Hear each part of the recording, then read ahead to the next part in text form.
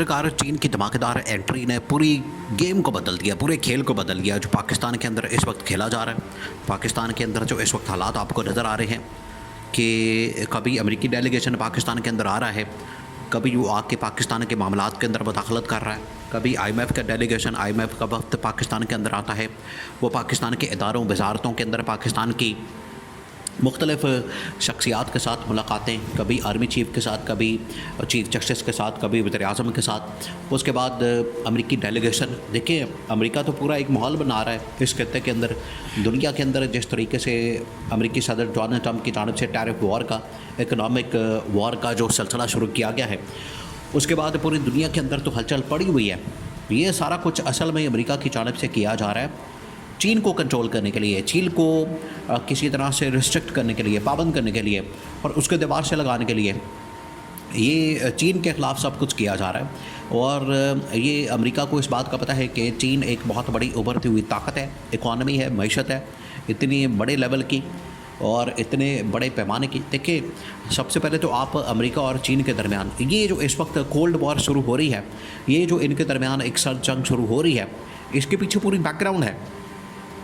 America जो कि इस वक्त एक थ्रेट महसूस कर रहा है, एक अपने आप को सर्वाइवल की जंग के अंदर लेकर चला गया। उसको पता लग गया है कि चीन ने बहुत ही कम अरसे के अंदर अपने आप को एक भरपूर ताकत के तौर पर मनवा लिया और जो सुपर पावर का इस वक्त जो अमेरिका के पास टाइटल मौजूद है, वो अगले 2-4 सालों के अंदर वो सुपर पावर का टाइटल जो है वो चीन के पास चला जाएगा। चीन जो है वो बहुत बड़ी ताकत बन जाएगी।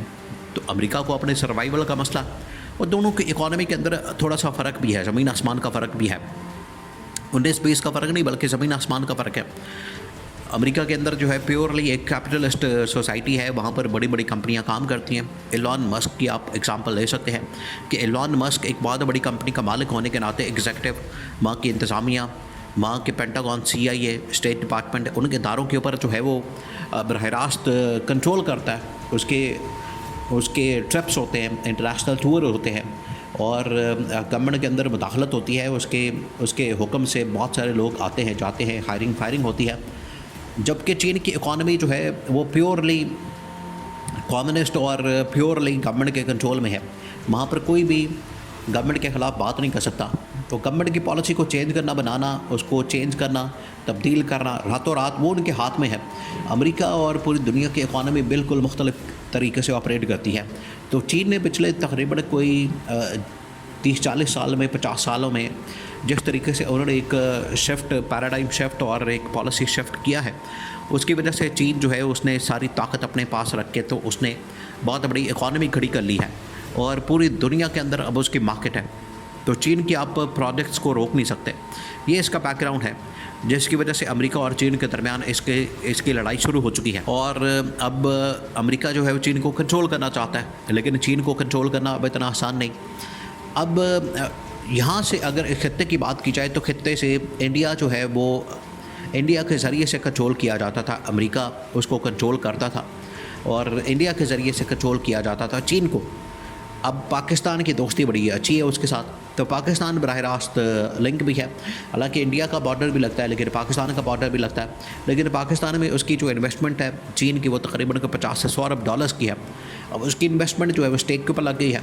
अगर आज मादनियाती बिल और मादनियात और ये मादनियात के हवाले से, क्योंकि सारा चीन की जो टेक्नोलॉजी है वो सारी की सारी डिपेंड करती है मादनियात के ऊपर, जहाँ पर भी इस तरह की मादनियात टेक्नोलॉजी, रिपोर्ट्स और मोबाइल्स की इस तरह की टेक्नोलॉजी जितनी निकलती है, चीन जाके वहाँ पर कब्ज़ा कर लेता है, चीन जाके वहाँ पर बैठ जाता है, चीन जाके वहाँ पर वो कंपनी बना लेता है और मादनियात को अपने लिए इस्तेमाल करता है।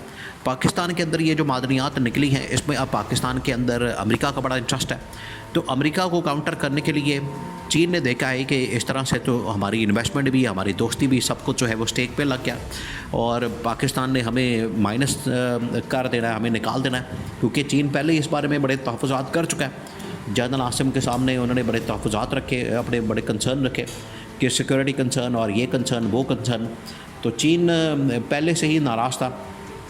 तो अगर इस नाराज़गी में चीन को फारिग करने का प्लान बनाया जाता है तो चीन उस हवाले से फिर चीन भी एक दुश्मन के तौर पर सामने आ सकता है।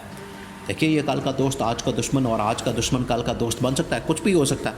इसलिए ये वैध नहीं। दुनिया के अंदर कुछ भी हो सकता है, दुनियादारी के मामलात में आपने बिल्कुल ओपन रहना है, कुछ भी हो सकता है। इस वजह से अब ये जो चीन पाकिस्तान के अंदर जिस तरीके से अमेरिकी डेलीगेशन आ रही है, उनकी इन्वेस्टमेंट और उनकी सरमायाकारी मादनियात के अंदर, बाकी चीज़ों के अंदर चीन के कान खड़े हो गए।